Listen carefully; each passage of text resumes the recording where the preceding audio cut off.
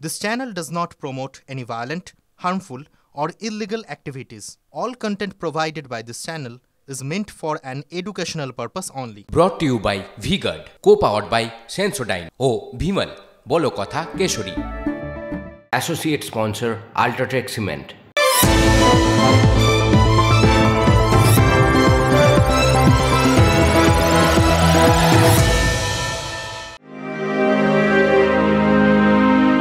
গাহে সাম্যের গান, মানুষের চেয়ে বড় কিছু নাই, নহে কিছু মহিয়ান।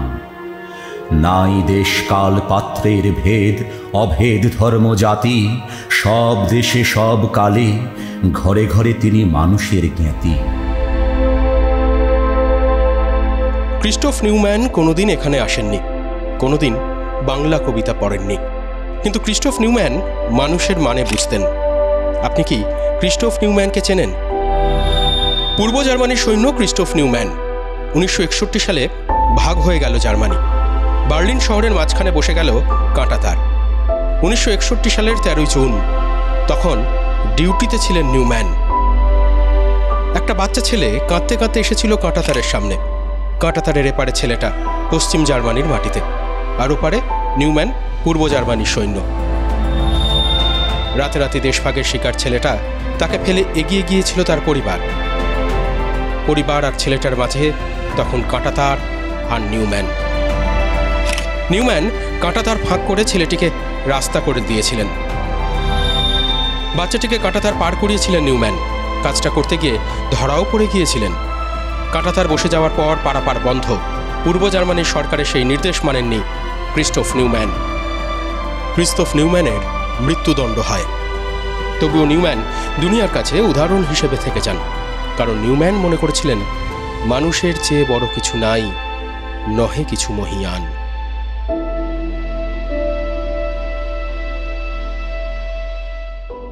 এটা নি, ওইটা ইনভার্টার এসি। আপনি তো গ্যাম্বলার, তাই না? গ্যাম্বলার? জুয়া খেলেন না? তুমি জুয়া খেলো? না, যা খুশি বলে যাচ্ছে। এত দামি আর ডেলিকেট এসি কিনে স্টেবিলাইজার যদি না নেন, সেটা জুয়া নয় তো কি মজাই? শুধু একটা ফ্লাকচুয়েশন আপনার ইনভার্টার এসির পার্টস ড্যামেজ করতে পারে। তাকে V-Guard দিয়ে সুরক্ষিত রাখুন। V-Guard, India's #1 stabilizer. একটা বাচ্চা ছেলে আচমকা দেশভাগে যে পেছনে থেকে গেছিল। কারা দেশভাগ করেছিল? রাজনীতিকরা। রাজনীতি পরিবার আর ওই বাচ্চাটার মাঝখানে কাঁটাতারের বেড়া দিয়ে দিয়েছিল, আর সেই কাঁটাতার ডিঙিয়ে তাকে পরিবারের কাছে ফিরতে সাহায্য করেছিলেন ওই ক্রিস্টোফ নিউম্যান। সেই অপরাধে, হ্যাঁ, এটা তো অপরাধ।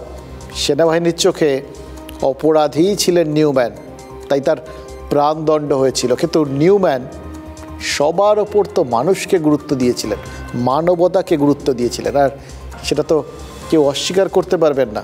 মানবতা তো এরকমই থাকে, সে কখনো অস্বীকার করা যায় না।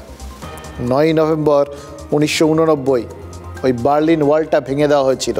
দুই জার্মানি আবার এক হয়ে গেছিল, কিন্তু নিউম্যান আর ওই বাচ্চা ছেলেটার কথা, সেটাও কিন্তু থেকে গেছে।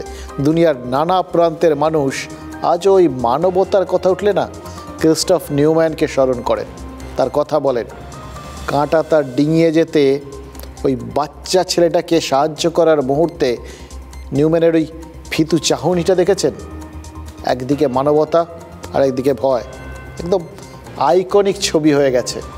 আর সেই ঐতিহাসিক দলিল হয়ে গেছে মৃত্যুদণ্ড কার্যকর হওয়ার আগের রাতে তার লিখে যাওয়া অল্প কয়েকটা শব্দ। ক্রিস্টোফ একটা চিঠিতে লিখে গেছিলেন, আমি জানি হিংসার শিকার এক নিষ্পাপ শিশুকে বাঁচাতে গিয়ে আমার প্রাণ গেলেও মানবতা বেঁচে থাকবে, কিন্তু এটাও জানি রাজনীতিকদের পৃথিবীতে মানবতাই সবচেয়ে বড় পাপ। বিশ্বের 70টা দেশে জানেন তো এই মানবিক সৈন্যের মূর্তি আছে।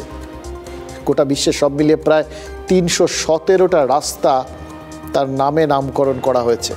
ক্রিস্টোফ নিউম্যান কোনোদিন বাংলায় আসেননি, চন্দননগর, তার তো প্রশ্নই ওঠে না। তবে পূর্ব জার্মানির ওই ক্রিস্টোফ নিউম্যান শুনলে হয়তো কষ্ট পেতেন যে ওই যে মানবতাকে তিনি 13 জুন 1961 সালে রক্ষা করেছিলেন, যার জন্য জীবন দিয়েছিলেন, সেই মানবতাই চন্দননগরে খুন হয়ে গেছে। এই পর্যন্ত শুনে যেন ভাববেন না যে মানবতা এ যাবৎকাল বহাল তবিয়তে ছিল, তাকে অত্যন্ত আদর যত্ন করে বাঁচিয়ে রাখা হয়েছিল বা তোয়াজ করা হয়েছিল। এসব কথা বলে না ওই কলকাতা ময়দানের ঘোড়াগুলো হয়তো অবাক চোখে ওই ধর্না তলার দিকে তাকিয়ে থাকবে, হয়তো বলে উঠতে পারে যে দেখুন ওখানে তাহলে কারা ধর্নায় বসে আছে, আমরা তো শুনেছিলাম ওখানে মানবতা ধর্নায় বসেছে। তাই বলছি, ধরে নিন মানবতা ভেন্টিলেশনে ছিল, কাল ওই চন্দননগরে তার নলগুলো খুলে নেওয়া হয়েছে।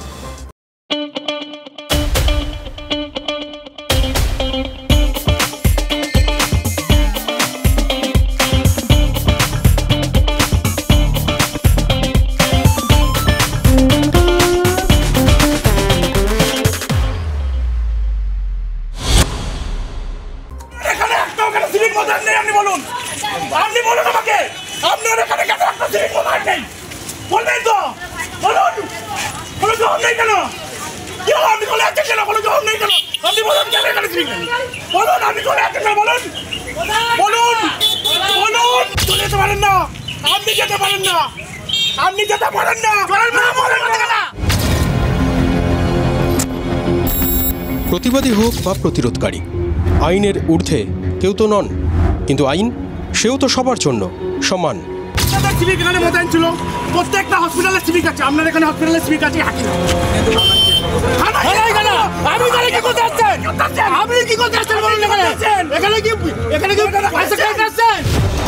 হাসপাতালে পুলিশ পৌঁছেছে, কিন্তু পুলিশ পৌঁছানোর আগেই ঘটেছে এক অনভিপ্রেত ঘটনা, যে ঘটনা চোখে আঙুল দিয়ে দেখিয়ে দিচ্ছে সহিষ্ণুতা এবং উর্দির প্রতি সম্মান দুই কমেছে হু হু করে। কি ঘটেছিল চন্দননগর হাসপাতালে? ভদ্রেশ্বর স্টেশন রোডে সুপ্রিয় সাঁতরা ও গৌতম দাসের বচসা হয়। মোটর ভ্যান নিয়ে আসছিলেন 28 বছরের সুপ্রিয় সাঁতরা। ভ্যানের ধাক্কায় রাস্তায় পড়ে যান গৌতম। ভ্যানের চালক সুপ্রিয়র সঙ্গে বচসায় জড়িয়ে পড়েন। বচসা চরমে ওঠায় সুপ্রিয় কিছু দিয়ে আঘাত করে বসেন গৌতমকে। গৌতমের চোট লাগার পরেই সুপ্রিয় নিজে ভ্যানে করে হাসপাতালে নিয়ে যান। হাসপাতালে প্রাথমিক চিকিৎসার পর গৌতমকে ছেড়ে দেওয়া হয়। হাসপাতালে অপেক্ষারত গৌতমের পরিবার চড়াও হয় সুপ্রিয়র ওপর। বারবার ক্ষমা প্রার্থনা এবং অনুশোচনা জানালেও থামেনি মারধর। হাসপাতালেই পিটিয়ে মেরে ফেলা হয় ভ্যান চালক সুপ্রিয়কে। একজন যুবককে পিটিয়ে মেরে ফেলা হলো, তাও হাসপাতাল চত্বরে। স্বাভাবিকভাবে পুলিশের ভূমিকায় প্রশ্ন থাকছেই, হাসপাতালে কেন নিরাপত্তার ব্যবস্থা নেই? এই দাবিতে মৃতের পরিবার বিক্ষোভে ফেটে পড়ে। हाँ शुक्ला जी, भिजवाना सिर्फ अल्ट्राटेक ही। मान गया बेटा, पर अल्ट्राटेक ही क्यों? आप ही ने तो कहा था कि घर जिंदगी में सिर्फ एक ही बार बनता है। घर एक, मौका एक, इसलिए सीमेंट भी देश का number 1। UltraTech, India's number 1 cement. আমাদের সুপার বহুবার অ্যাপ্লাই করছে, এটা আমাদের ডক্টরদেরও ডিমান্ড, এখানে থাকা উচিত, একটা সিকিউরিটি গার্ড এখানে থাকা উচিত, সিভিক হোক, এখানে ওয়ান্টেড মধ্যে কনস্টেবল যে কোনোকে দেওয়া উচিত, কিন্তু সেগুলো আমরা পাই না। বুঝলেন ঘটনাটা? প্রথমে রাস্তায় দুজন মানুষের মধ্যে ঝগড়াঝাটি, তারপর একজনের মাথায় আরেকজন লোহার রড দিয়ে আঘাত করলো, আর তারপর যখন দেখলো সে আহত হয়েছে তখন হয়তো তার হুঁচ ফিরল, ওই হিট অফ দ্য মোমেন্ট আঘাত হয়ে গেছে। তাই জন্য যখন সে বুঝেছিল যে কোথাও গিয়ে আহত হয়েছে, সঙ্গে সঙ্গে তাকে নিয়ে হাসপাতালে ছুটেছিল। সেখানে তো তার কাজটা সে করেছিল, আর সেই হাসপাতালের চৌহদ্দিতেই আক্রমণকারীকে নাকি পিটিয়ে মেরে ফেলা হয়েছে। সেই অভিযোগতে তুলেছে ওই যে মারা গেছেন তার পরিবার। অভিযোগের আঙুলই আহতর পরিবারের বিরুদ্ধে, যাকে রেস্কিউ করে হাসপাতালে নিয়ে যাওয়া হয়েছিল। এই সমস্ত কথাগুলো আমি এক নিঃশ্বাসে বলে গেলাম, মানেই তো ঘটনাটা এক নিমেষে ঘটে যায়নি, অনেক সময় ধরে। প্রথমে রাস্তায় দুজন মানুষের মধ্যে ঝগড়া হলো, সেখানে একজন অন্যজনকে মারলেন, তারপর তাকে নিয়ে হাসপাতালে গেলেন। এই পর্যন্ত শোনার পর ভাবুন তো, যিনি আক্রমণকারী তিনি তো অপরাধী, এটা নিয়ে কোনো সংশয় নেই। আইনের চোখে তিনি অবশ্যই অপরাধী। তিনি যতই আহতকে হাসপাতালে নিয়ে যান, তার দোষ মাফ হয় কি? কিন্তু এখানেই তো কোথাও গিয়ে আমরা গাফিলতি নাম্বার 1টা খুঁজে পাচ্ছি। একজন মানুষ যার বিরুদ্ধে আরেকজনের মাথার লক্ষ্য করে লোহার ওই রড চালানোর অভিযোগ, তিনি হাসপাতালে গেলেন, অথচ পুলিশ কোনো খবর পেল না, কোনো অভিযোগ দায়ের হলো না। কেন? নিয়ম তো সেরকমই আছে। যদি এই রকম কোনো ঘটনা ঘটে হাসপাতালে নিয়ে এলে সবার আগে পুলিশের কাছে অভিযোগ জানাতে হবে। পুলিশ না আসা অবধি কিচ্ছু করা যায় না। এই চন্দননগর হাসপাতালের তরফে পুলিশকে কিছু জানানো হয়েছিল কি না, এই প্রশ্নগুলো যেমন উঠছে তেমনই প্রশ্ন উঠছে যে জানানো যদি হয়ে থাকে তাহলে সেখানে পৌঁছলো না কেন পুলিশ? দেখুন, আইনের চোখে যতই একজন অপরাধী হন, তাকে শাস্তি দেওয়ার ক্ষমতা কি আইন ওই আক্রান্তের পরিবারকে দিয়েছে? এই প্রশ্নটাও কিন্তু উঠছে, জানেন তো। আর এখানেই আমাদের প্রশ্ন নম্বর 2, হাসপাতাল চত্বরে নিয়মমাফিক তো পুলিশি পাহারা থাকার কথা, পুলিশি চৌকি বা পুলিশের ফাঁড়ি না থাকুক, অন্তত পুলিশ কর্মী মোতায়েন থাকার কথা। না হলে মানুষ কার কাছে যাবে? হাসপাতাল কর্তৃপক্ষই বা কার কাছে জানাবেন? খোঁজ নিয়ে কি দেখলাম জানেন, ওই চন্দননগর হাসপাতালের এমার্জেন্সির বাইরে কখনো সখনো, ঠিকই শুনেছেন, কখনো সখনো 2 জন সিভিক পুলিশ থাকেন। কোনো গণ্ডগোল হলে ঢাল নেই, তরোয়াল নেই যাদের, সেই নিধিরাম সিভিকদের দায় পরিস্থিতি সামলে দেওয়া। অবশ্য সিভিককেই বা কী করে নিধিরাম বলি? রাস্তাঘাটে ট্রাফিক আইন কে মানছে কে মানছে না সেটা তো দেখার দায়িত্ব এখন সব সিভিকদের ওপর। পুলিশকর্মীরা সিভিককে দায়িত্ব দিয়ে নিশ্চিন্তে থাকতে পারেন আর কি। কিন্তু তারা কি জানেন, 2023 মার্চে হাইকোর্ট পরিষ্কার জানিয়ে দিয়েছিল অপরাধীকে ধরার ব্যাপারে বা অপরাধের তদন্তে ওই সিভিককে ব্যবহার করা যাবে না। সিভিক রাস্তায় ট্রাফিক পুলিশের কাজে সাহায্য করতে পারেন, পার্কিংয়ে সাহায্য করতে পারেন, কিন্তু কোনো সিভিক তার পক্ষে তো ওই ফাইন টাইন করা, গাড়ির কাগজপত্র দেখতে চাওয়া, এগুলো কোনো কিছুর কোনো আইনি অধিকারই নেই। অথচ সেই সিভিককেই তো দেখি সর্বঘটে কাঁঠালি কলার মতো ট্রিট করা হচ্ছে। তাই তাদের হাসপাতালে ডিউটি পড়ে শুনে অবাক হয়নি। হাসপাতালে নজরদারির কাজে সিভিক তাদের ব্যবহার করা যেতে পারে, কিন্তু আইন শৃঙ্খলার অবনতি যদি হয়, কোনো অপরাধীকে যদি তৎক্ষণাৎ ধরতে হয় বা তদন্তের ক্ষেত্রে যদি ওই মুহূর্তে কোনো গুরুত্বপূর্ণ ভূমিকা থাকে, তাহলে সিভিক কী করবে? কিচ্ছু করার নেই। এবং সবথেকে বড় কথা, ওই ঘটনা ঘটার সময় যখন ওই আহতের পরিবার অভিযুক্তকে পিটিয়ে মেরে ফেলছে, যে অভিযোগ এসছে আর কি, তখনও তো ওই সিভিক বা অন্য কেউ ছিল বলে তো শোনা যায়নি। তাই ওই নিহতের পরিবার চন্দননগর থানার সাব ইন্সপেক্টর প্রসেনজিৎ কর্মকারকে দেখে যখন প্রশ্ন করছিলেন, আপনারা কোথায় ছিলেন, কেন একজনকে পিটিয়ে মেরে ফেলতে দিলেন, তখন মনে হচ্ছিল এই প্রশ্নগুলো তো আমরাও আরেকবার না হয় করি। ইংরেজিতে একটা কথা আছে না, an eye for an eye makes the whole world blind. চোখের বদলে চোখ এই নিয়ে নেওয়ার, মানে চোখের বদলে চোখ নিয়ে নেওয়ার অভ্যেসটা যদি হয়ে যায় না, তাহলে গোটা পৃথিবীটাই একদিন অন্ধ হয়ে যাবে। কথাগুলো কি আমরা ভুলে গেলাম নাকি আমাদের ভুলিয়ে দেওয়া হলো? হিংসা, ভোট পরবর্তী বা পূর্ববর্তী এই সন্ত্রাস বা বদলা, যেভাবে দেখবেন আর কি, বদল নয় বদলা চাই, এটাই তো এখন শেষতম স্লোগান শুনেছি আমরা। ফলে এগুলোর এই বদলা ফদলা এই ধরনের শব্দগুলোর গুরুত্ব এত বেশি হয়ে গেছে না, হয়তো চোখের বদলে চোখ নেওয়াটাই তাই কারুর কাছে রুটিন মাফিক লাগছে। আর চোখের বদলে চোখ গেলে যা হওয়ার কথা সেটাই হয়ে গেছে। মানে সবাই অন্ধ হয়ে গেছে বলেই কি এই পুলিশ প্রশাসনও কিচ্ছু দেখতে পাচ্ছে না? কেউ চোখে দেখতে পেল না বলেই কি চন্দননগরে অতগুলো কাণ্ড ঘটে গেল?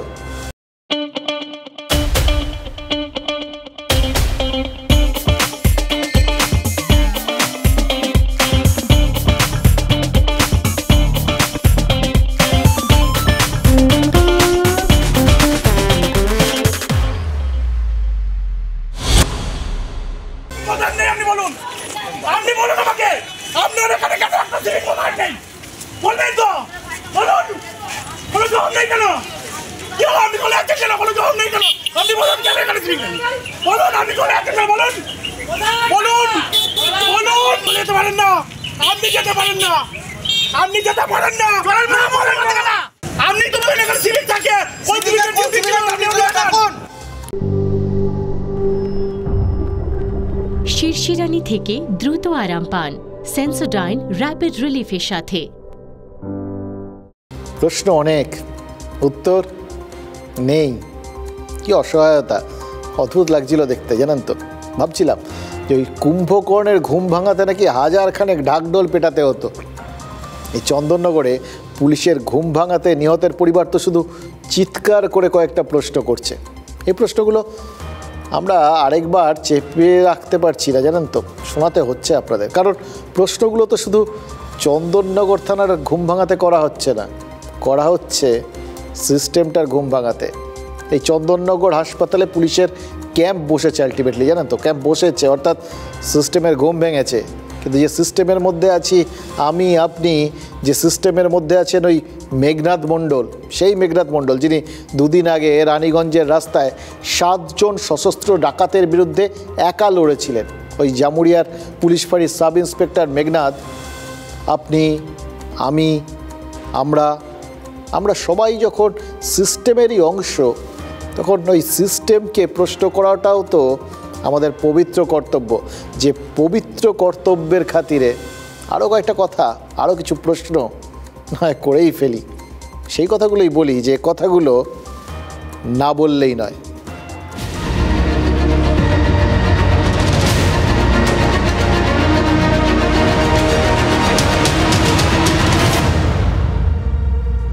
हाँ शुक्ला जी, भिजवाना सिर्फ अल्ट्राटेक ही। मान गया बेटा, पर अल्ट्राटेक ही क्यों? आप ही ने तो कहा था कि घर जिंदगी में सिर्फ एक ही बार बनता है। घर एक मौका एक, इसलिए सीमेंट भी देश का number 1। UltraTech, India's number 1 cement. Sukumar Ray লিখেছিলেন যে 7 জার্মান একা জগাই তবুও জগাই লড়ে। এই মেঘনাদ মণ্ডলের প্রশংসা করতে গিয়ে এই লাইনগুলোই যখন মাথার মধ্যে এলো, তারপর দেখলাম সুকুমারমতি বাঙালির মুখে মুখে এই লাইনগুলো ঘুরতে শুরু করেছে। রাজ্য পুলিশও তাদের সোশ্যাল মিডিয়া পেজে সুকুমার রায়কেই কোট করেছে। আর এখান থেকেই রাজ্যের আইন শৃঙ্খলা নিয়ে কয়েকটা প্রশ্ন নতুন করে কিন্তু উঠে গেছে।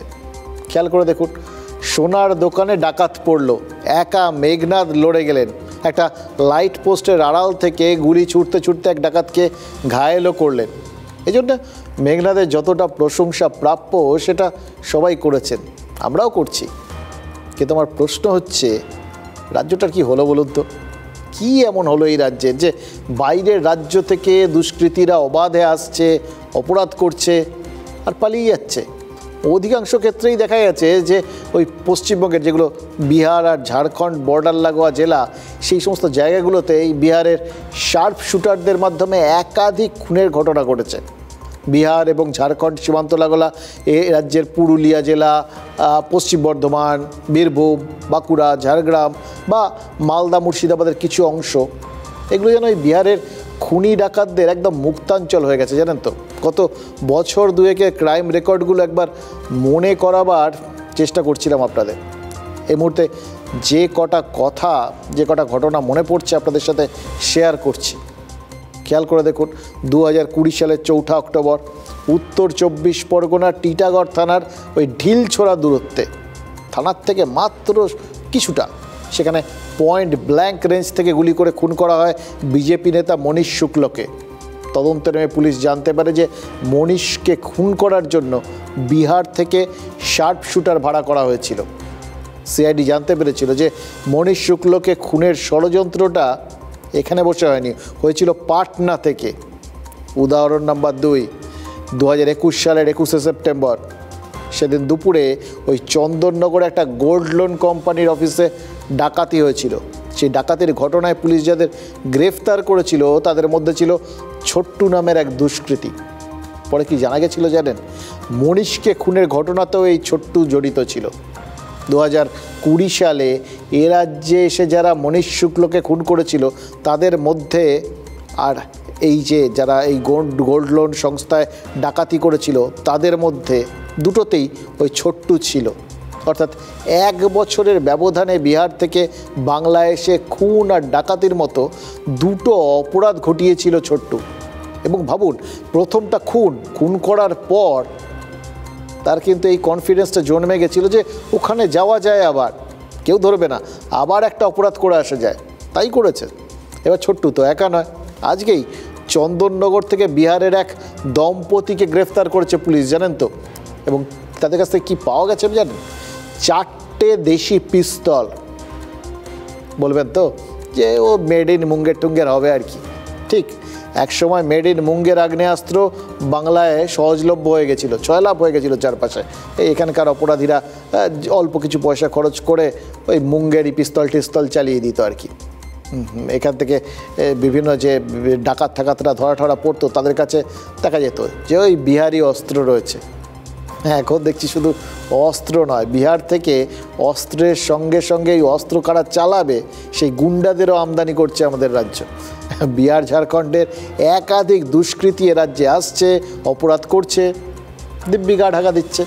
গত কয়েক বছরে এ রাজ্যে অপরাধ মানেই কিন্তু বিহার কানেকশান, প্রায় সেরকম অবস্থা হয়েছে। সব কটার একটু কেস ফাইল খুলে যদি দেখা যায় এরকমই দেখা যাবে। আচ্ছা, এইভাবে পশ্চিমবঙ্গের পুলিশকে বলে বলে গোল দেওয়ার প্র্যাকটিসটা বিহারের অপরাধীরা কি করে করলো আর কোথায় করলো বলুন তো?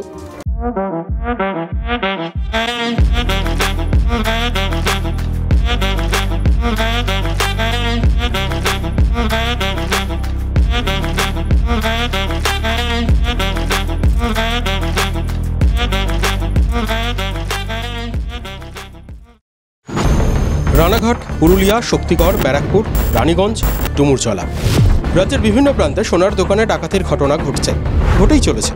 গত কয়েক বছরে সোনার দোকানে ডাকাতি ছাড়াও আরও দুটি বিষয় বড্ড বেশি মাথাচাড়া দিয়েছে: অপহরণ এবং শুট আউট। খুল্লা চলছে অপারেশন। কথায় বলে অনেক ঘটনারই একটা ঘটনা প্রবাহ থাকে: খুন, অপহরণ বা সোনার দোকানের ডাকাতি। 3 ক্ষেত্রেই দুটো কমন ফ্যাক্টর: বিহার যোগ এবং বাংলা সেফ করিডোর। মাঝে মাঝেই বাংলায় মুঙ্গেরের আর্মস সাপ্লাইয়ের ঘটনা উঠে আসে। দেশি বন্দুকের কারিগরেরা বাংলায় এসে কারখানায় বন্দুক বানাচ্ছে এমন খবরও শোনা যায় মাঝে মাঝে। তবে সব কিছুকে আপাতত ছাপিয়ে যাচ্ছে একটা বড় নেটওয়ার্ক। উঠে আসছে এক সুবোধের নাম। ডাকাত সুবোধ 2018 থেকে জেলে রয়েছে। গ্রেপ্তারের সময়ও 15 কেজি সোনা ছিল সুবোধের কাছে। 6 বছর ধরে জেলে থাকলেও সুবোধ সমানভাবে সক্রিয়। বাংলায় যাবতীয় ডাকাতির ছক সুবোধের নেটওয়ার্কেই চলছে। বাংলায় ঢুকে ডাকাতি করে বিহারে চলে যাওয়ার ছক অত্যন্ত নিপুণ। যারা অপারেশনে যুক্ত থাকে তারা জানে না কে প্ল্যান করছে। বাংলায় ডাকাতি করা সোনা নেপালের চোর বাজারে বিক্রি হয়। নেপালে সেই সোনা গলিয়ে আন্তর্জাতিক বাজারে চলে যায়। গোটা অপারেশনের জন্য বাংলাকেই টার্গেট করেছে অপরাধীরা। যা জানা যাচ্ছে তাতে গত 5 বছরে 7 রাজ্যে 105 কোটি টাকা মূল্যের সোনা ডাকাতি করেছে এই গ্যাং। আরও মজার কথা, ডানলপের একটি সোনার দোকানে ডাকাতির ঘটনায় রাজ্যে সিআইডি জেরাও করেছিল সুবোধ সিংকে, কিন্তু কোনো লিঙ্ক পাওয়া যায়নি। প্রশ্নটা এখানেই, খুন, অপহরণ বা ডাকাতি, পড়শি রাজ্যের অপরাধীরা কি বাংলাকে সেফ জোন ভেবে ফেলছে? ইন্টেলিজেন্স এবং প্রশাসনের মধ্যে কোঅর্ডিনেশনের অভাবেই কি বাংলা ক্রমশ অপরাধীদের মুক্তাঞ্চল হয়ে উঠছে? প্রশ্ন নিরাপত্তার, উত্তর অবশ্য রাজনীতিরই মিলছে।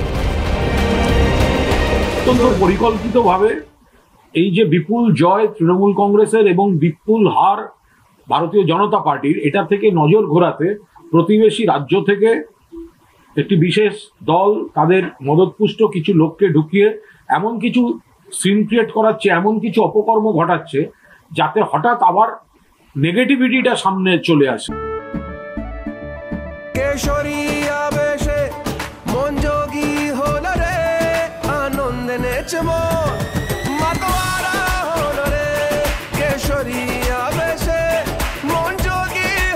প্রতি মুহূর্তে কেসরি উৎসব উদযাপন করুন। বিমল, বলো ভাষা কেসরি। বক্তব্য শুনলাম, ঘটনা শুনলাম, অভিযোগ শুনলাম, সেই অভিযোগের কারণ বা পাল্টা অভিযোগও শুনলাম। এবার জাস্ট 2-3টে প্রশ্ন। প্রথমত, বাংলার সরকারকে হেয় করতে যদি বিরোধীরা ষড়যন্ত্র করেও থাকে, তাহলে সেই ষড়যন্ত্র সফল করতে বাংলার পুলিশ কেন বাধা দিচ্ছে না? কেন তারা সেই ষড়যন্ত্র সফল করতে দিচ্ছে? কুণাল ঘোষ বারবার বললেন তৃণমূল বারবার জিতছে। রাজনৈতিকভাবে এটে উঠতে না পেরে নাকি এই বিরোধী রাজনৈতিক দলগুলো ভিন রাজ্য থেকে দুষ্কৃতীদের জামাই আদর করে এরা যে নিয়ে আসছে। আজ তো আবার জামাই ষষ্ঠী, কিন্তু বাংলায় বিহারের ডাকাতের যা কদর, তাতে তো মনে হচ্ছে আরেকটা প্রশ্ন আর কি, পুলিশ হলে কি শ্বশুর হওয়া যায় না? প্রায় তো সেরকম ব্যাপার। ওখানকার ডাকাতরা ওই প্রশ্ন করছে কিনা আমরা জানি না। জামাই আদর। যাই হোক, পুলিশের নেটওয়ার্ক যদি স্ট্রং হতো তাহলে তো ভিন রাজ্যের দুষ্কৃতীরা এ রাজ্যকে তাদের ফেভারিট হান্টিং গ্রাউন্ড হিসেবে ব্যবহার করতে পারতো না। আর পুলিশ তো বিরোধীরা চালায় না, চালান পুলিশ মন্ত্রী। কুণাল ঘোষ কি সেটা ভুলে গেলেন নাকি? প্রশ্ন 2, কুণাল ঘোষ কি জানেন যে একটা আঙুল অন্যের দিকে তুললে 4টে আঙুল নিজের দিকে থাকে? এ রাজ্যে যাবতীয় অপকর্ম আসলে বিরোধীদের ষড়যন্ত্র। তৃণমূলকে খাটো করতে বিরোধীরা ষড়যন্ত্র করেছেন, এই রকম একটা বিষয়কে মোটামুটি প্রতিষ্ঠিত করে দেওয়ার ফলেই কি ওই তৃণমূল বিধায়ক সোহম চক্রবর্তী নিউ টাউনের রেস্তোরাঁ মালিককে পিটিয়ে দিলেন, ধরে নিলেন? এটাও লোকে ভাববে বিরোধীদের চক্রান্ত। দেখুন, সোহম কিন্তু বিরোধী নন, কুণাল ঘোষের দলেরই লোক। এবার বিরোধীরা তো বলছেন যে সোহম তৃণমূল করেন বলেই তার বিরুদ্ধে নাকি পুলিশ কোনো পদক্ষেপ করছে না। সিসি ক্যামেরার ফুটেজে সোহমের বিরুদ্ধেও প্রমাণ রয়েছে, সোহম জামিনও নেননি। তাহলে কেন সোহমের বিরুদ্ধে কোনো ব্যবস্থা নিচ্ছে না পুলিশ? আজ তো পুলিশের ভূমিকা নিয়ে প্রশ্ন তুলে মামলা পর্যন্ত হয়ে গেল। আক্রান্ত এই রেস্তোরাঁর মালিক, তিনি তো হাইকোর্টে চলে গেছেন। এবার যদি প্রশ্ন ওঠে, আদালতের নির্দেশ ছাড়া কি শাসক দলের পুলিশ কাউকে গ্রেফতার করবে না, বা শাসক দলের কাউকে গ্রেফতার করবে না পুলিশ? ঠিক যেরকম শাহজাহানের ক্ষেত্রে হয়েছিল। শাহজাহান এই তো শাসক দলের প্রতিনিধি। এবার সেক্ষেত্রে এই প্রশ্ন তো উঠবেই, শাসক দলের প্রতিনিধি শাসক দলের ঘনিষ্ঠদের জন্য কি আলাদাই? কে জানে, এই সমস্ত প্রশ্ন উঠলে কুণাল ঘোষ নতুন কোনো ষড়যন্ত্রের গন্ধ পাবেন কিনা। তবে যতই আমাদের রাজ্যকে লোকজন টার্গেট করুক, আমাদের রাজ্যও কিন্তু সহজে ছড়নেওয়ালা না। দেখছেন তো, আমাদের রাজ্য এখন পরিষ্কারভাবে শোধবোধে বিশ্বাসী। ওই যে চন্দননগরে কীরকম মারের বদলে মার থিওরি কাজে লাগানো হলো, তাই বিহারের ধার কর্জও আমরা একদম সুদে আসলে শোধ করে দিচ্ছি। ওই বিহারের ডাকাতরা বাংলায় আসছে, আর বাংলার শিক্ষিত ছেলেমেয়েরা বিহারে যাচ্ছে। একদম শোধবোধ। শুধু ওরা আসছে ডাকাতি করতে, আর এখানকার ছেলেমেয়েরা তারা বিহারে যাচ্ছে পরীক্ষা দিতে। শিরশিরানি থেকে দ্রুত আরাম পান সেন্সোডাইন रैपिड रिलीफের সাথে। हमारा पश्चिमबंग में सौत लोग का कोई मूल्य नहीं है, जो चोरी चामारी करता है ना, वही पर सरकार ध्यान देता है। পটনার রাস্তায় দাঁড়িয়ে আক্ষেপ করছিলেন বাঙালি বেকার যুবক উত্তম লেট। রামপুরহাটের বাসিন্দা উত্তম কয়েক হাজার বাঙালির মতো উত্তমও চাকরির খোঁজে বিহারে ছুটেছেন। মে মাসে নবম দশমের শিক্ষক নিয়োগের পরীক্ষা ছিল, এখন চলছে একাদশ দ্বাদশের শিক্ষক নিয়োগের পরীক্ষা। কেন বিহারে? পটনায় দাঁড়িয়ে অভিযোগের ভাড়ার উপর করে দিয়েছেন উত্তমরা। আমাদের পশ্চিমবঙ্গে বিগত 10 বছর ধরে কোনো এসএসসি বা স্কুল শিক্ষক নিয়োগের কোনো পরীক্ষা হচ্ছে না। আমার বর্তমান বয়স 33 হয়ে গেছে। আমরা প্রথম থেকেই ভেবেছিলাম যে স্কুলের টিচার হব। প্রত্যেকটা সরকারি এটাকে নিয়ে বিজনেস করছে, খেলা করছে। আজকে বিহার আমরা এসেছি একটা আশা ভরসা নিয়ে যে হয়তো এখানে চাকরি পেতে পারি। বাংলাতে চাকরির অবস্থা খারাপ, চাকরির কোনো স্কোপ নেই, এবং যেগুলো চাকরি বাকরি হচ্ছে সেগুলো সমস্ত পয়সা দিয়ে চাকরি হচ্ছে, এবং বিভিন্ন নেতা যারা আছে, বিভিন্ন রাজনৈতিক দলের নেতা, তারা এর মধ্যে ইনভলভ, এবং তারা পুরো এক এক চাকরির জন্য 30 লক্ষ 35 লক্ষ করে টাকা চাইছে। আমরা সাধারণ ঘরের লোকজন, ছেলে মেয়েকে আমরা শিক্ষিত করেছি, কিন্তু চাকরি দিতে পারছে না সরকার। কিন্তু আমরা অত টাকা দিতে পারবো না, যার জন্য আমাদের ছেলে মেয়ে চাকরি হচ্ছে না। অনেক বছর শিক্ষক নিয়োগ হচ্ছে না, সঙ্গে দুর্নীতির ফাঁস। এদিকে চাকরি প্রার্থীদের বয়স তো কারো থেমে থাকছে না, তাই কেউ নিজে, কেউ স্ত্রীকে নিয়ে, কেউ নাতনিকে নিয়েও বিহারে ছুটেছেন। প্রবল গরমে টিকিট না পেয়ে জেনারেল কামরায় ঠাসাঠাসি করে গাদাগাদি করে, কারো আবার ট্রেন লেট করেছে, তাই পরীক্ষাই আর দেওয়া হয়নি। এই ভোগান্তির দায় কার? আগে শুনেছিলাম যে বিহার থেকে আমাদের ওয়েস্ট বেঙ্গলে যায়, এখন আমাদের ওয়েস্ট বেঙ্গল থেকে যে হারে ছেলেমেয়েরা আসছে আর যে কষ্ট করে আসছে, খুব মর্মান্তিক। এই যে বেকার ছেলেদের নিয়ে এই যে কি চলছে, জানি না কবে সুদিন আসবে। পটনা সচিবালয় পারলে নবান্ন কেন পারছে না, এই প্রশ্ন তো এড়িয়ে যাওয়া যাচ্ছে না। বিহার সরকার আজকের তারিখে যেভাবে সত্যি শিক্ষা ব্যবস্থার দিকে নজর দিয়েছেন, অবশ্যই এটা বাংলা সরকারকে ভেবে দেখা দরকার। हाँ शुक्ला जी, भिजवाना सिर्फ अल्ट्राटेक ही। मान गया बेटा, पर अल्ट्राटेक ही क्यों? आप ही ने तो कहा था कि घर जिंदगी में सिर्फ एक ही बार बनता है। घर एक मौका एक, इसलिए सीमेंट भी देश का number 1। UltraTech, India's number 1 cement. মাসখানেক আগে বিহারে ক্লাস 9 আর 10-এর শিক্ষক নিয়োগের পরীক্ষা হয়েছিল। তখন আমরা দেখেছিলাম যে এ রাজ্যের বিভিন্ন জেলার থেকে বহু বেকার ছেলে মেয়ে ওই পাটনায় গেছেন পরীক্ষা দিতে। এখন আবার একই ছবি, এই বিহারের ক্লাস 11-12-এর শিক্ষক নিয়োগের পরীক্ষা হচ্ছে, আর বাংলা থেকে যথারীতি অনেকেই গেছেন পরীক্ষা দিতে। দেখুন, বাংলায় লক্ষ্মীর ভাণ্ডার আছে, লক্ষ্মীর ভাণ্ডারের জোরে তৃণমূলের ভোটও আছে, কিন্তু এখানকার ছেলে মেয়েদের চাকরি নেই, এটা তো এখন প্রমাণিত।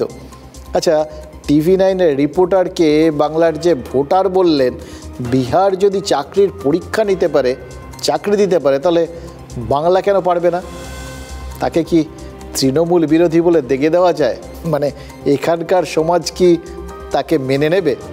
আগে বিহার থেকে লোক আসতো পশ্চিমবঙ্গে কাজ করবার জন্য, এখন পশ্চিমবঙ্গ থেকে লোক যাচ্ছে বিহার উত্তরপ্রদেশে।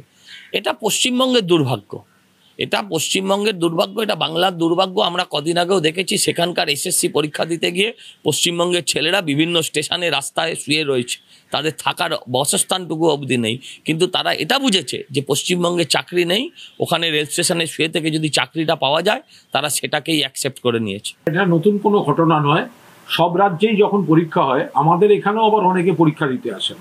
ফলে আমাদের এখানেও যারা প্রার্থী তারাও খবর রাখেন অন্য রাজ্যে কোথায় কোথায় পরীক্ষা হচ্ছে।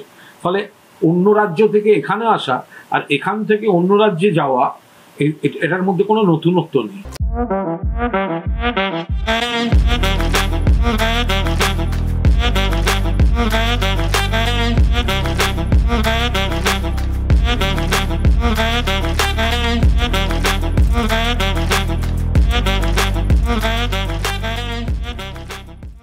আজকেই মুখ্যমন্ত্রী এক্স হ্যান্ডেলে পোস্ট করেছেন একটা, তাতে জানিয়েছেন কৃষক বন্ধুর নতুন প্রকল্পে 1,05,00,000 চাষি আর বর্গাদারকে 2,900 কোটি টাকা সহায়তা প্রদান করা হলো। পাশাপাশি সারা রাজ্যে 2,10,00,000 কৃষককে বাংলা শস্য বিমার আওতায় মোট 293 কোটি টাকা দেওয়া হবে।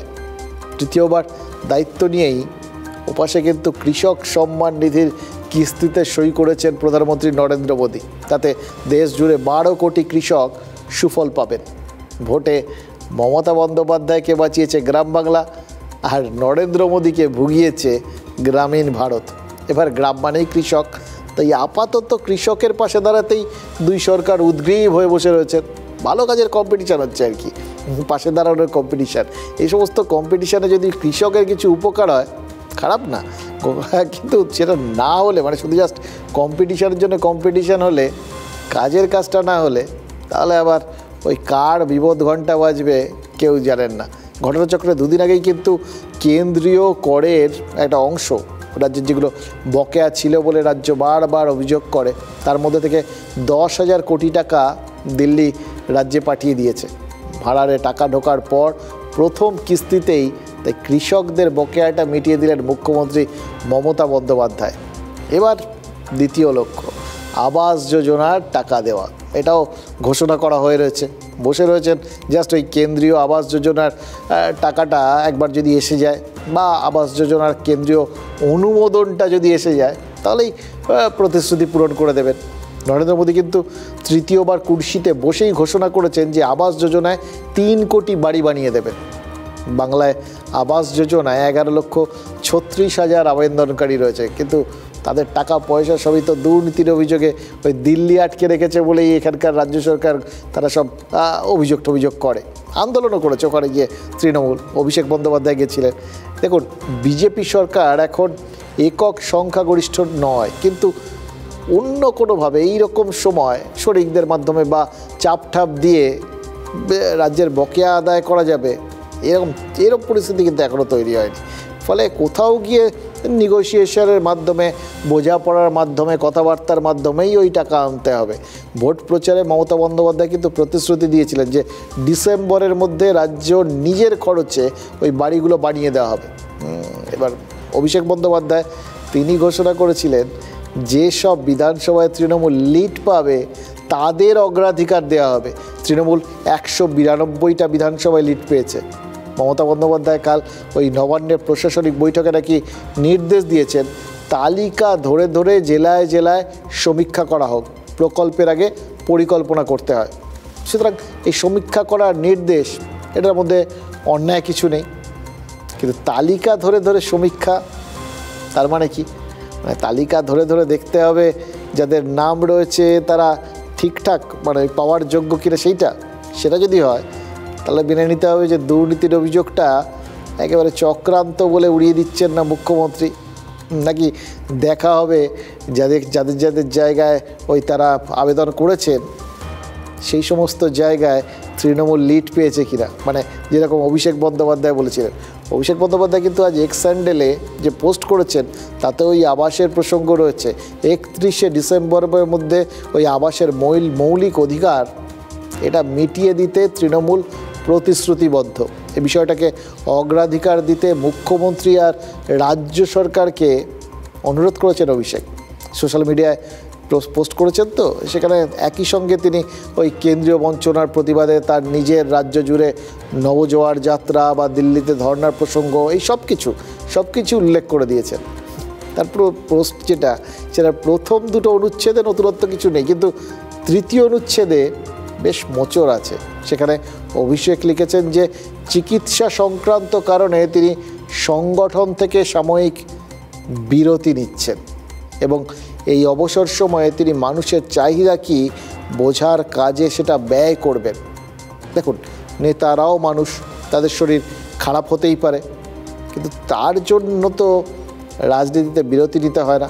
তেমন অসুস্থ হলে অভিষেক বন্দ্যোপাধ্যায় তাকে তো সেরকম চিকিৎসার জন্য যেতে হতো। মানুষের সঙ্গে এইভাবে তিনি সেই সময় কীভাবে যোগাযোগ রাখবেন? আর তার উপর তাকে এই সাম্প্রতিককালে তো দেখা গেছে যে ভোট প্রচারের এই বিরাট ধকল সামলেছেন, দিল্লিতে ইন্ডিয়া ঐক্যের বৈঠকে যোগ দিয়েছেন, অখিলেশের সঙ্গে বৈঠক করেছেন, তারপর মুম্বাই গিয়ে উদ্ধব ঠাকরের সাথে বৈঠক করেছেন। শরীর দুর্বল হলে এই দৌড়ঝাঁপটা করা ঠিক হয়েছে? অবশ্য দেখুন, তার শরীরটা কিভাবে খারাপ, কতটা খারাপ, চিকিৎসা কোথায় হবে, কি হবে সেটা না জেনে মানে খুঁজতে যাওয়ার কোনো মানে হয় না আর কি। বেসিক্যালি একজন অসুস্থ হতেই পারেন, তিনি চিকিৎসার কারণে বিরতি নিচ্ছেন, এটাকে ধরে নিতে হবে। সেটা নিয়ে আমাদের আপনার মাথা ঘামানোর বা অন্যভাবে তাকানোর বা ভাবার সত্যিই কোনো কারণ হয় না। মুশকিল হচ্ছে রাজনীতি তো, এখানে কেউ কাউকে কোনো কিছু সহজভাবে দেখে না, ফলে তারা সব কিছু বোঝার চেষ্টা করে। তারা বোঝার চেষ্টা করছেন যে চিকিৎসার জন্য ছুটি নিয়ে মানুষকে বোঝার কাজটা কিভাবে করার কথা বলেছেন অভিষেক। মানে অভিষেক রাজনীতির থেকে বিরতি নেওয়ার কথা বলেননি, মানুষের সঙ্গে কাজ করা, মানুষের বিষয়টা জানা, এই কাজগুলোই তো রাজনীতির মধ্যে পড়ে, তাই না? ফলে সেগুলো যখন করবেন, তার মানে অভিষেক রাজনীতির থেকে বিরতি নেওয়ার কথা বলেননি। তাহলে তিনি কি বলেছেন সংগঠন থেকে আপাতত ছুটি নেওয়ার কথা। মানে রাজনীতিক অভিষেক তিনি ছুটি নিচ্ছেন না, ডায়মন্ড হারবারের সাংসদও ছুটি নিচ্ছেন না নিশ্চয়ই, কারণ এখন তো সংসদে শপথ নেওয়াটা বাকি রয়েছে, তার জন্য বিশেষ অধিবেশন শুরু হবে 24শে জুন থেকে। তাহলে কোন অভিষেক বন্দ্যোপাধ্যায় ছুটি নিচ্ছেন বলুন তো? তৃণমূলের সাধারণ সম্পাদক শুধু এই একজনই ছুটি নিচ্ছেন। কেন ছুটি নিচ্ছেন ভুলে গেলেন? অভিষেক তো লিখেছেন চিকিৎসা করাতে হবে। ওনার কোথায় ব্যথা, চোখে, ওনার কোথায় ব্যথা মনে, কোথায় ব্যথা, পিসির কারণে ব্যথা না শুভেন্দুবাবুর কারণে ব্যথা, সেগুলো এখনও আমাদের কারোর কাছে ক্লিয়ার নয়। একজন মানুষ অসুস্থতার কারণে ছুটি নিতেই পারেন, কিন্তু আপনার কি মনে হয় যে এত অসুস্থ যে মানুষটা দুদিন আগে অবধি দিল্লির নেতাদের, বিভিন্ন রাজ্যের নেতাদের বাড়ি বাড়ি গিয়ে করানাচ্ছিলেন, সেই মানুষটা হঠাৎ এমন অসুস্থ হয়ে পড়লেন যে উনি একটা সাময়িক বিরতিতে চলে গেলেন? এসব রাজনৈতিক ব্যানার্জি বাড়ির ভেতরের লড়াই। ঘোষণা করে মেডিকেল লিভে আছেন, এটা বলার মতন কি কারণ হয়েছে আমি জানি না। নিশ্চয়ই অসুস্থ বোধ করছেন, তাই কেউ অসুস্থ হলে তিনি দ্রুত সুস্থ হয়ে উঠুন। তো অসুস্থতা এবং সুস্থতা এটা তো ব্যক্তিগতভাবে ডাক্তারদের সঙ্গে পরামর্শ করে চিকিৎসার প্রসঙ্গ, এটা বিজ্ঞাপন দেওয়ার প্রসঙ্গ বলে আমি মনে করি না। আমি তার দ্রুত সুস্থতা কামনা করছি, বয়স কম তো, সুস্থ হয়ে উঠুন। শিরশিরানি থেকে দ্রুত আরাম পান সেন্সোডাইন র্যাপিড রিলিফের সাথে। অভিষেক বন্দ্যোপাধ্যায়ের যে পোস্ট ইটসেলফ সেটাই যাবতীয় যা যা বলার সেটা বলা রয়েছে। আর অভিষেক বন্দ্যোপাধ্যায় আমাদের দলের সেনাপতি, আমাদের তৃণমূল পরিবারের অন্যতম সম্পদ এবং অবশ্যই রাজ্য সরকারের অন্যতম শুভানুধ্যায়ী এবং সক্রিয় কারিগর একজন। তো ফলে তিনি সরকারের ভালো চেয়ে বার্তা দেবেন, এটা তো খুব স্বাভাবিক ব্যাপার। আন্দাজ করে বলা উচিত না ওনাদের মধ্যে কি হচ্ছে, কেন তিনি বিশ্রাম মানে লাগাতার প্রচার হয়তো করেছেন, ভোট সামলেছেন, তার জন্য উনি যাচ্ছেন না ওনার চোখে একটা সমস্যা আছে সেটার জন্য চিকিৎসার জন্য যাচ্ছেন না, কিছুটা বিরতি নিচ্ছেন আবার নতুন করে ভাববেন না অন্য কিছু, এগুলো যেটাই আমি বলি না কেন এটা আন্দাজে বলা হবে, এর কোনো প্রামাণ্য যুক্তি আমার কাছে থাকবে না, তাই কারো ব্যক্তিগত বিষয়ে মন্তব্য করা ঠিক। অসম্ভব একটা যুক্তিযুক্ত কথা বললেন শুভেন্দু অধিকারী, জানেন তো, সত্যি তো, কারোর একজন ব্যক্তিগত বিষয়, কেউ অসুস্থ হতেই পারেন, সেটা নিয়ে প্রশ্ন তোলা বা সেটা নিয়ে আলোচনা করা, সেটা সত্যিই খুব একটা বড় ব্যাপার না, ঠিক ব্যাপার না, এটা উচিত না আর কি। তার বিষয়টা তার কাছেই থাকতে দেওয়াটা ভালো।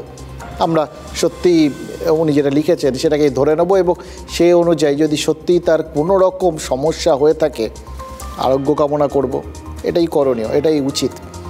শুধু জাস্ট দুটো জিনিস, ওই কুণাল ঘোষ বলছিলেন না যে পরিবারের বিষয়, পরিবারের মধ্যে ইদানিং পরিবার শব্দটাকে নিয়ে প্রচুর জল ঘোলা হচ্ছে, দেখলেন তো ওই মানিকতলায় সাধন পাণ্ডের পরিবারের মধ্যে একটা লড়াইয়ের খবর এসেছিল কে প্রার্থী হবেন সেটা নিয়ে। শেষ পর্যন্ত সুপ্তি পাণ্ডে মানে যিনি সাধন পাণ্ডের স্ত্রী তিনি প্রার্থী হলেন। কাকে পেছনে ফেললেন না শ্রেয়া পাণ্ডে, সাধন পাণ্ডের মেয়েকে। পারিবারিক লড়াই। আবার ওখানে দেখুন নরেন্দ্র মোদী, এতদিন গোটা বিজেপির সমস্ত মন্ত্রী টন্ত্রী সবাই তাদের বা পদাধিকারী যারা তারা লিখতেন মোদিকা পরিবার, সেখানে নরেন্দ্র মোদী তিনি নিজেই বলেছেন এই পরিবার শব্দটাকে এড়িয়ে যাওয়ার কথা। অর্থাৎ সবাই নিজের নিজের মতো করে পরিবারের বিশ্লেষণ করছে, পরিবারের রিফরমেশন হচ্ছে আর কি। এটা খুব ইন্টারেস্টিং একটা সময়। আর এই যখন ঘটে না তার চারপাশে বিভিন্ন ঘটনাগুলো ঘটে, বাট তার সঙ্গে এপাশ ওপাশ দুটো জিনিসের ডাইনে আর বায়ে আর কি, এই দুটো জিনিসের মধ্যে কোনো কার্যকরণ সম্পর্ক আছে কি না সেগুলো আমরা জানি না। যেরকম ধরুন বেশ কিছু ঘটনা আছে, যে ধরুন এইবার যে এই লোকসভা ভোট হলো, সেখানে বেশ কয়েকটা জায়গায় 3টে লোকসভায় সেখানে অভিষেক বন্দ্যোপাধ্যায় প্রচার করতে যাননি। বা ধরুন এই যেভাবে মমতা বন্দ্যোপাধ্যায় ঘোষণা করলেন তিনি যদি না যেতেন 3বার তাহলে ওই কলকাতা উত্তরে তৃণমূল জয় পেত না। বা তিনি যেভাবে এই বৈঠক করে বিভিন্ন অফিসারকে আমলাদের ধমক ধমক দিলেন, প্রশ্ন তুললেন অনেক কিছু ব্যাপার নিয়ে, সেটা একটা বিষয়। আবার ধরুন এই যেভাবে প্রার্থী নির্বাচন করা হলো মানিকতলা, আলাদা কমিটি গড়া হলো, তারপর মমতা বন্দ্যোপাধ্যায় নিজে তাদের সাথে কথাবার্তা বলে একটা সিদ্ধান্ত নিলেন। দলনেত্রী নিতেই পারেন, কিন্তু নিলেন তো একটু ব্যতিক্রমী ঘটনাটা প্রার্থী বাছাইয়ের ক্ষেত্রে যেভাবে পুরো ঘটনাটা ঘটলো, তো একটা বিশেষ জায়গায় এবং অনেকগুলো ঘটনা ঘটেছে সাম্প্রতিককালে। এবং তারপরে ধরুন এই পোস্টগুলো, সোশ্যাল মিডিয়া পোস্টগুলো, এবার কোনটার সাথে কিসের সম্পর্ক আছে সেটাও আমরা জানি না। তাই এখানেই ফুল স্টপ দেওয়ার ভালো আর কি। শুধু চিঠির নিচে বিশেষ দ্রষ্টব্যের মতো আপনাদের একটা অন্য কথা বলি, ইন্টারেস্টিং লাগছে এই সমস্ত ঘটনাগুলো এবং বিভিন্ন পোস্ট এইগুলোকে কার্যকারণ সম্পর্ক বিশ্লেষণের বাইরেও অনেক কিছু ঘটনা থাকে যেগুলোর ক্ষেত্রে আবার কার্যকারণের বাস্তবায়ন ঘটে। এই ধরুন ভোট না দেওয়ায় উল্টোডাঙ্গার আবাসনে এবার অটোর দৌরাত্ম্য হয়েছিল, মনে আছে আপনাদের? মুখ্যমন্ত্রী মমতা বন্দ্যোপাধ্যায় সেজন্য স্থানীয় কাউন্সিলরকে প্রবল বকাঝকাও করেছিলেন, প্রয়োজনে বাড়ি বাড়ি গিয়ে ক্ষমা চাওয়ার নির্দেশ দিয়েছিলেন। কারণ এটা আর কার্য সেটাও আজকে হয়েছে। সত্যি সত্যিই আজ ওই শান্তিরঞ্জন কুণ্ডু কাউন্সিলর তিনি আবাসনে গিয়ে ক্ষমা চাইলেন। তার মানে ভেবে দেখুন, নিচু তলায় দুষ্টুমি হবে আর ওপর তলার থেকে তৃণমূল নেত্রী বকাঝকা করে সেটা শুধরে দেবেন। তৃণমূল জানে তাতেই ভোটারের রাগ গলে জল হয়ে যাবে, আর বাংলার ভোটটা তো এখনও মমতা বন্দ্যোপাধ্যায়ের নামেই হয়। সেই জন্য সবাই নিশ্চিন্ত আছেন, খোশ মেজাজে। বরঞ্চ আজকে জামাই ষষ্ঠী এনজয় করছেন, অনেকেই করছেন। জামাইরা যেরকম করছেন হ্যাঁ তেমনি জামাইদের কেউ কেউ সম্বর্ধনাও দিয়েছেন, জামাই না হয়ে মানে শ্বশুর না হয়েও আর কি। 29 জন জামাইকে সম্বর্ধনা দিয়েছেন মদন মিত্র। তিনি তো সবসময় একটা ব্যতিক্রমী চরিত্র, অন্যরকম কাজকর্ম করে যাবতীয় প্রচারের আলো তার উপর নিয়ে আসতে তিনি একদম সিদ্ধহস্ত। মদন মিত্র মানে এটা ব্যাপার, জানেন তো, এবারও তাই করেছেন, সানাই টানাই বাজিয়ে একেবারে এলাহি খাওয়া দাওয়ার ব্যবস্থা। কিন্তু গুনে গুনে 29 জন কেন? ঠিক ধরেছেন, তৃণমূল 29টা লোকসভা আসনে জিতেছে, তাই 29, 42 হলে হয়তো 42 জনকে এই মদন মিত্র পাত পেরে খাইয়ে দিতেন। আমাদের শুধু একটা কথাই মনে হচ্ছে, পেটে খেলেই তো পিঠে সয়, তো পেট পুড়ে খাওয়া তো হলো, এরপর কি পিঠের পালা? हाँ शुक्ला जी, भिजवाना सिर्फ अल्ट्राटेक ही। मान गया बेटा, पर अल्ट्राटेक ही क्यों? आप ही ने तो कहा था कि घर जिंदगी में सिर्फ एक ही बार बनता है। घर एक मौका एक, इसलिए सीमेंट भी देश का number 1। UltraTech, India's number 1 cement.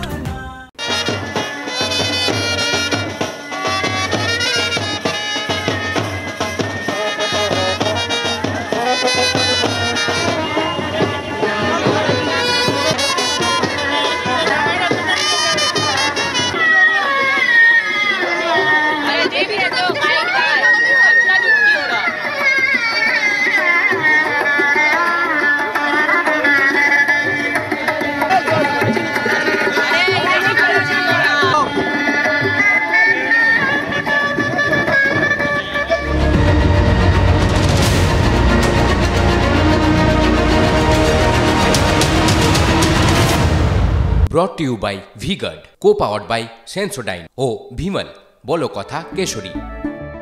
Associate sponsor Ultratech Cement।